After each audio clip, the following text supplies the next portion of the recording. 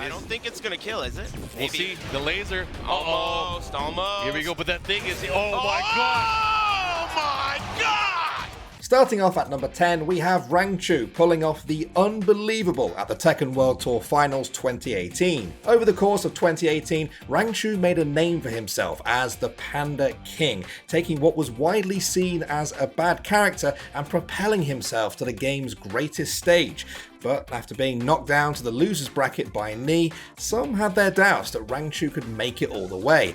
But that's when Rangchu got the run back. Oh, the block don't punish! Oh! 7 seconds left on the clock. Can he kill? Oh, what is he doing? What was that? A misinput. Huge mistake. Should not have played so many characters, perhaps. The final hurdle between Rangchu and the Crown was Kudan's, who had been a thorn in Rangchu's side on the tournament circuit that year. It was time to answer the question that had once only been asked in jest: could a Panda player really rule the world? Be careful, if one more, he can end it here. Kudan's! Oh, Tsunami the punish! kick! We have an animal of a champion here. メダルは受け取っとけよ。自分の傷として決して忘れぬよう。いらねえっつってんだろが。まあまあ。だからいらねえって。 It doesn't matter if you actually watch anime, we all know how it goes. Enemies become friends, allies join forces, friendship always wins, and villains are sent to the Shadow Realm.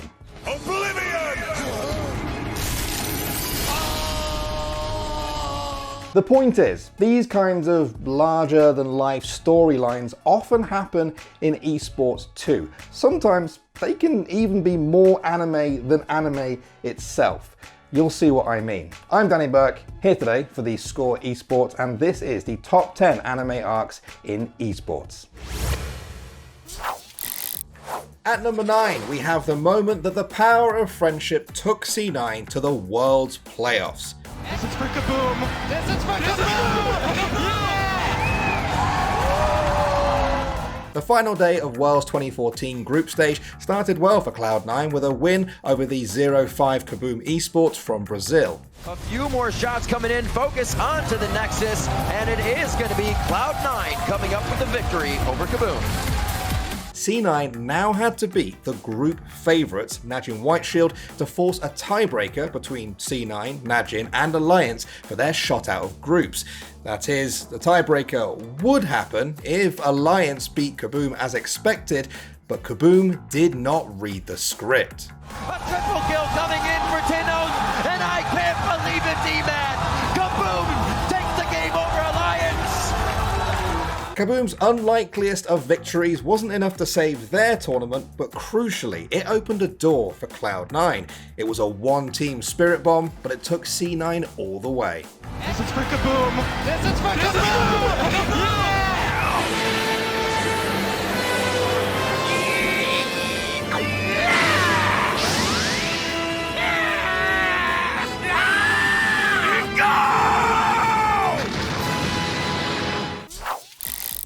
And number 8 entry is a story that needs no introduction for Dota 2 fans. It's EG's comeback at the International 6. 17 minutes into Game 1 of the upper bracket semi-finals, eHome had already taken down all of EG's outer turrets. Things were looking grim. With mega creeps inside their base, the comeback looked impossible.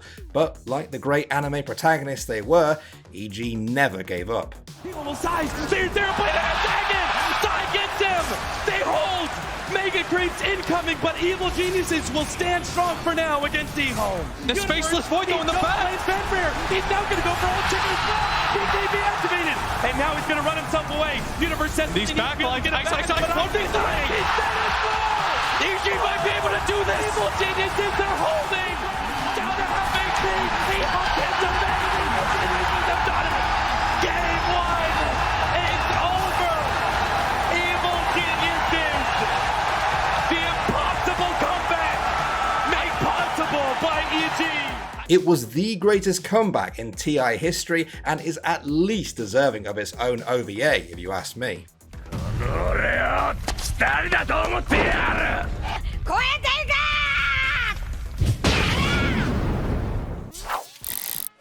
At number 7 is the death of the unkillable Demon King.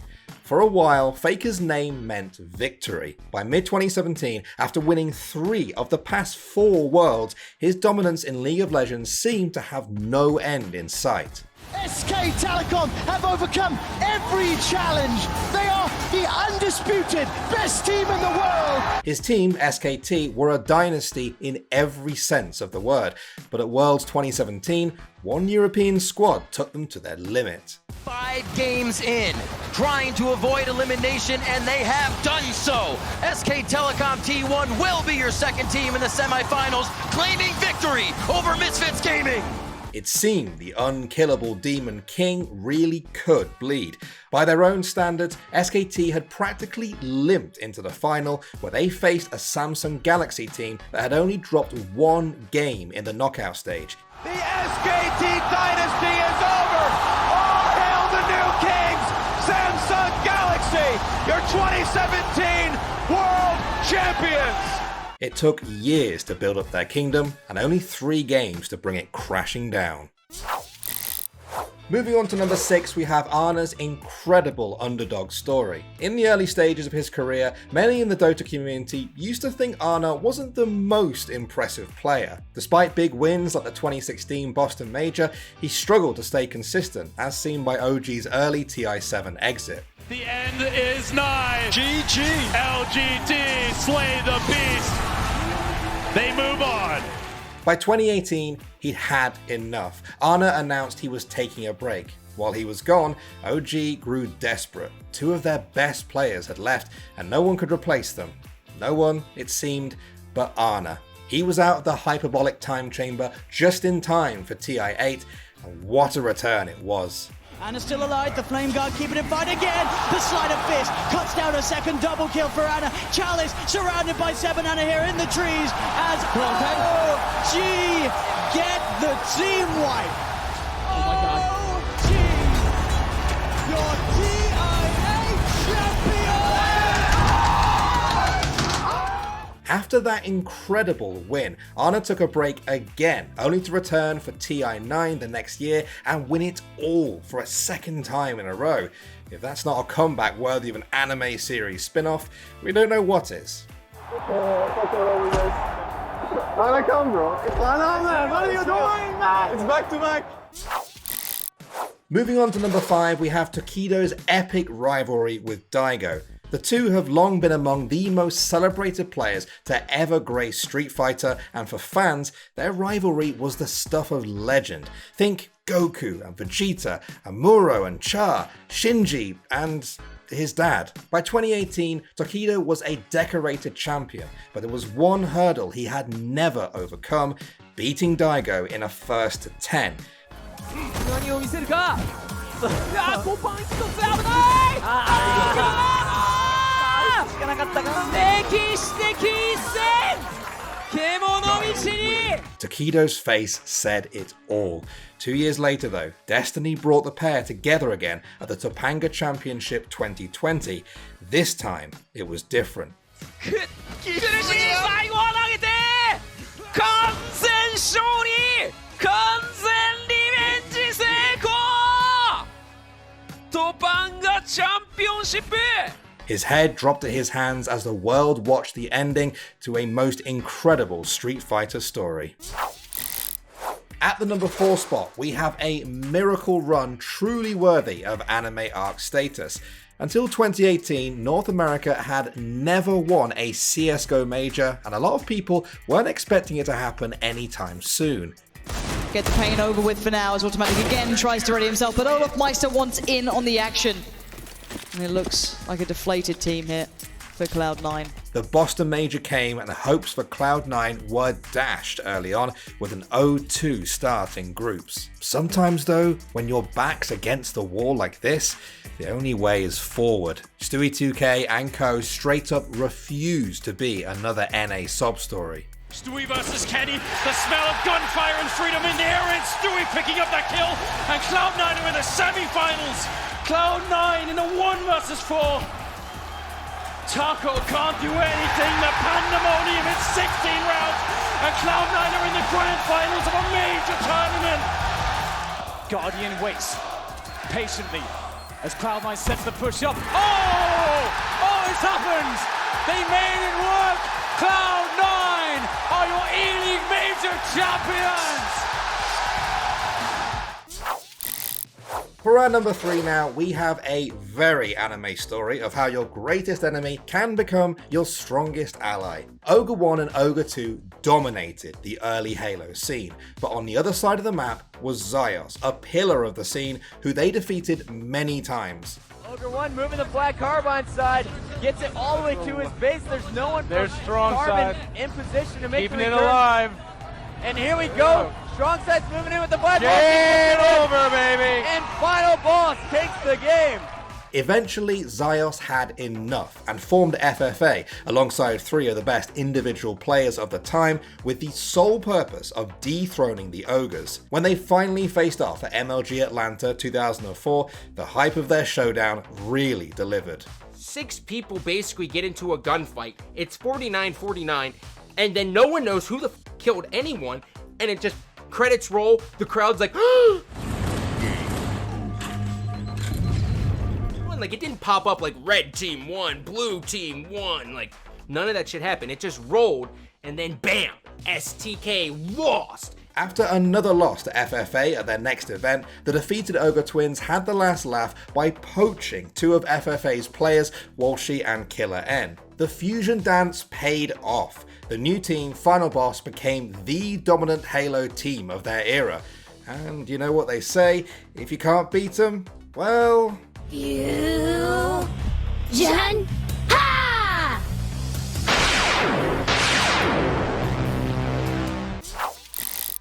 At number 2, we have Albus Nox Luna demanding respect from the world.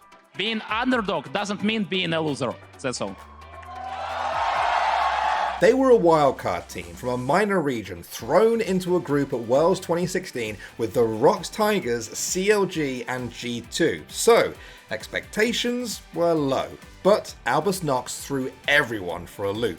Stixxay's forced to run for his life, but look at that accelerated shot blast! It's a double kill for Kira, and Albus Nox, they're pushing CLG! The Q onto Burke Smith!